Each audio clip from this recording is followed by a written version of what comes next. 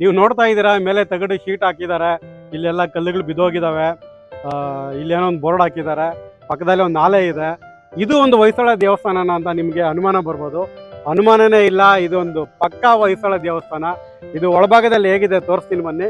ಹೊಯ್ಸಳ ದೇವಸ್ಥಾನದ ಲಕ್ಷಣಗಳು ಕೂಡ ಇಲ್ಲಿದೆ, ಬನ್ನಿ ನೋಡೋಣ ಹೇಗಿದೆ. ದೇವಸ್ಥಾನದ ಹೊರಗಡೆ ಮಣ್ಣಿನಲ್ಲಿ ಅರ್ಧ ಮುಚ್ಚೋಗಿರುವಂತಹ ಭೈರವನ ಒಂದು ವಿಗ್ರಹ ಇದೆ, ಅದು ತುಂಬಾ ಸೌದೋಗಿದೆ.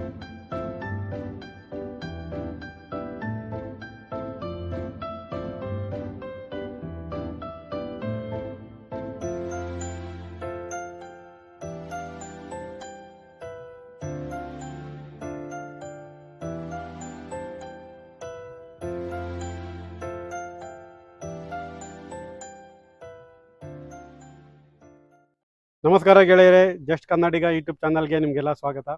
ನೀವಿನ್ನೂ ನನ್ನ ಚಾನಲ್ನ ಸಬ್ಸ್ಕ್ರೈಬ್ ಮಾಡಲಿಲ್ಲ ಅಂದರೆ ಮರೀದೆ ಈಗಲೇ ಸಬ್ಸ್ಕ್ರೈಬ್ ಮಾಡಿ, ಬೆಲ್ ಬಟನ್ ಒತ್ತಿ. ಮುಂದೆ ಬರುವಂಥ ಎಲ್ಲ ವಿಡಿಯೋಗಳನ್ನ ನೀವು ನೋಡ್ಬೋದು. ಸುಮಾರು 700-800 ವರ್ಷಗಳ ಹಿಂದ್ಗಡೆ ಕರ್ನಾಟಕವನ್ನು ಆಳಿದಂತಹ ಹೊಯ್ಸಳರು ಮತ್ತು ಅವ್ರು ಕಟ್ಟಿಸಿರುವಂತಹ ಜಗತ್ ಪ್ರಸಿದ್ಧವಾದಂಥ ದೇವಸ್ಥಾನಗಳಂದರೆ ಬೇಲೂರು, ಹಳೇಬೀಡು, ಸೋಮನಾಥಪುರ. ಈ ದೇವಸ್ಥಾನಗಳಲ್ಲೇ ಇನ್ನೂ ಸುಮಾರು ದೇವಸ್ಥಾನಗಳು ತುಂಬ ಚೆನ್ನಾಗಿದ್ದಾವೆ. ವಾಸ್ತುಶಿಲ್ಪಕ್ಕೆ ಹೆಸರಾಗಿರುವಂತಹ ದೇವಸ್ಥಾನಗಳು ಕೂಡ ಇದ್ದಾವೆ. ಕೆಲವು ಕಾಲನ ಹೊಡೆತಕ್ಕೆ ಸಿಕ್ಕಿ ಸಂಪೂರ್ಣವಾಗಿ ನಾಶವಾಗಿದ್ದಾವೆ, ಇನ್ನು ಕೆಲವು ಜೀರ್ಣೋದ್ಧಾರ ಆಗಿದ್ದಾವೆ. ಇನ್ನೂ ಕೆಲವು ದೇವಸ್ಥಾನಗಳು ಆ ಕಡೆ ಜೀರ್ಣೋದ್ಧಾರನೂ ಇಲ್ಲದೆ ಈ ಕಡೆ ನಾಶನೂ ಆಗದೆ ಅಲ್ಪ ಸ್ವಲ್ಪ ಉಸಿರನ್ನ ಉಳಿಸ್ಕೊಂಡಿದ್ದಾವೆ.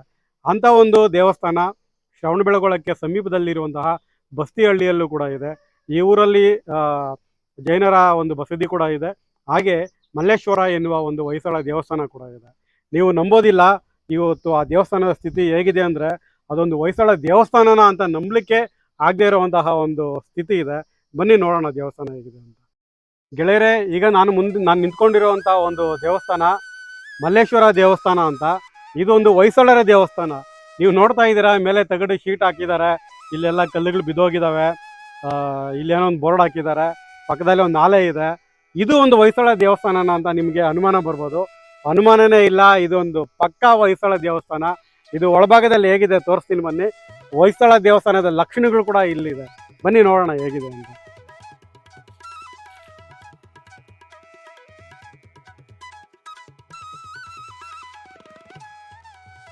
ನೋಡಿ, ಇದು ಹೊಯ್ಸಳ ದೇವಸ್ಥಾನ ಅನ್ನೋದಕ್ಕೆ ಒಂದು ದೊಡ್ಡ ಪ್ರೂಫು ಈ ಬಾಗಿಲುವಾಡ. ಈ ಬಾಗಿಲುವಾಡ ಇದೆಲ್ಲ, ಇದು ಬಳಪದ ಕಲ್ಲಿನಲ್ಲಿ ಮಾಡಿರುವಂಥದ್ದು. ಇದು ಟಿಪಿಕಲ್ ಹೊಯ್ಸಳ ದೇವಸ್ಥಾನಗಳಲ್ಲಿ ನಮಗೆ ಸಾಧಾರಣವಾಗಿ ಕಾಣುವಂಥದ್ದು. ಹಾಗೆ ಈ ದ್ವಾರದ ಎರಡು ಕಡೆ ಜಾಲಂಧ್ರ ಅಂತಿದೆಯಲ್ಲ, ಅಂದರೆ ಏರ್ ಕಂಡೀಷನ್ ಥರ ದೇವಸ್ಥಾನದ ಒಳಗಡೆ ಗಾಳಿ ಆಡೋದಕ್ಕೋಸ್ಕರ ಮಾಡಿರುವಂತಹ ಒಂದು ಸಣ್ಣ ಸಣ್ಣ ರಂಧ್ರಗಳಿದು ಜಾಲಂಧ್ರ ಅಂತ ಕರಿತೀವಿ ನಾವು. ಈ ಜಾಲಂಧ್ರ ಕೂಡ ನಮಗೆ ಹೊಯ್ಸಳ ದೇವಸ್ಥಾನಗಳಲ್ಲಿ ಸರ್ವೇ ಸಾಧಾರಣವಾಗಿ ಕಂಡುಬರುವಂಥದ್ದು. ಮತ್ತು ದೇವಸ್ಥಾನದ ಒಳಗಡೆ ನೋಡಿದ್ರೆ ಅಲ್ಲಿ ದೂರದಲ್ಲಿ ಗರ್ಭಗುಡಿ ಕಾಣುತ್ತೆ. ಗರ್ಭಗುಡಿನಲ್ಲಿ ಒಂದು ಶಿವಲಿಂಗ ಇಟ್ಟಿದ್ದಾರೆ. ಅದರ ಮುಂಭಾಗದಲ್ಲಿ ಇಲ್ಲಿ ಒಂದು ನಂದಿ ಇದೆ, ಅದು ಅರ್ಧ ಮುಚ್ಚೋಗಿದೆ ಮಣ್ಣಲ್ಲಿ. ದೇವಸ್ಥಾನದ ಹೊರಗಡೆ ಮಣ್ಣಿನಲ್ಲಿ ಅರ್ಧ ಮುಚ್ಚೋಗಿರುವಂತಹ ಭೈರವನ ಒಂದು ವಿಗ್ರಹ ಇದೆ, ಅದು ತುಂಬ ಸೌದೋಗಿದೆ. ಕೈಯಲ್ಲಿ ನೋಡ್ತಿರೋದು ತ್ರಿಶೂಲ, ಕತ್ತಿ, ಡಮರುಗ ಮತ್ತು ಪಾನಪಾತ್ರ ಇದೆ. ಖಾಲಿ ಇರುವಂಥ ಭಾಗ ಒಳಗಡೆ ಮಣ್ಣಲ್ಲಿ ಮುಚ್ಚೋಗಿದೆ.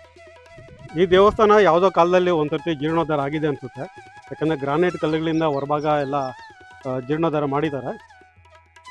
ಸೊ ಮೇಲೆ ಇರೋ ಕಲ್ಲುಗಳೆಲ್ಲ ಬಿದ್ದೋಗಿದೆ.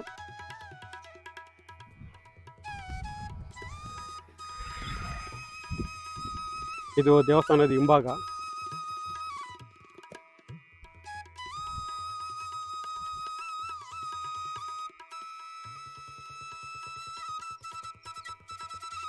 ಈ ದೇವಸ್ಥಾನ ಇವತ್ತು ಇಂಥ ಸ್ಥಿತಿನಲ್ಲಿದ್ದರೂ ಕೂಡ ಒಂದೇ ಒಂದು ಸಮಾಧಾನದ ವಿಷಯ ಏನಪ್ಪ ಅಂದರೆ, ಇದ್ರ ಪಕ್ಕದಲ್ಲೇ ಒಂದು ಹೊಸ ಕಟ್ಟಡ ಕಟ್ಟಿದ್ದಾರೆ.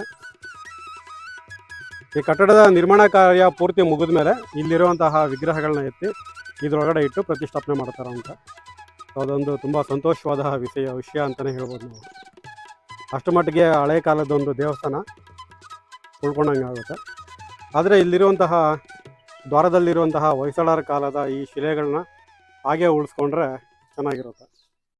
ಗೆಳೆಯರೇ, ನೋಡಿದ್ರಲ್ಲ 800 ವರ್ಷಗಳ ಹಿಂದಿನ ಹೊಯ್ಸಳ ದೇವಸ್ಥಾನದ ಸ್ಥಿತಿ ಇವತ್ತು ಹೇಗಾಗಿದೆ ಅಂತ.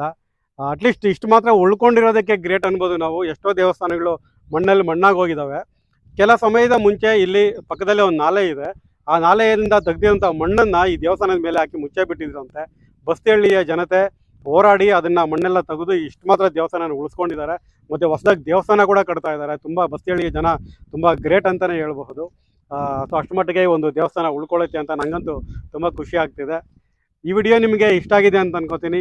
ಹೀಗೆ ನೋಡ್ತಾ ಇರಿ ಜಸ್ಟ್ ಕನ್ನಡಿಗ ಯೂಟ್ಯೂಬ್ ಚಾನಲ್. ಸಬ್ಸ್ಕ್ರೈಬ್ ಮಾಡೋದು, ಬೆಲ್ ಬಟನ್ ಒತ್ತೋದು ಮಾತ್ರ ಮರಿಬೇಡಿ. ಧನ್ಯವಾದಗಳು.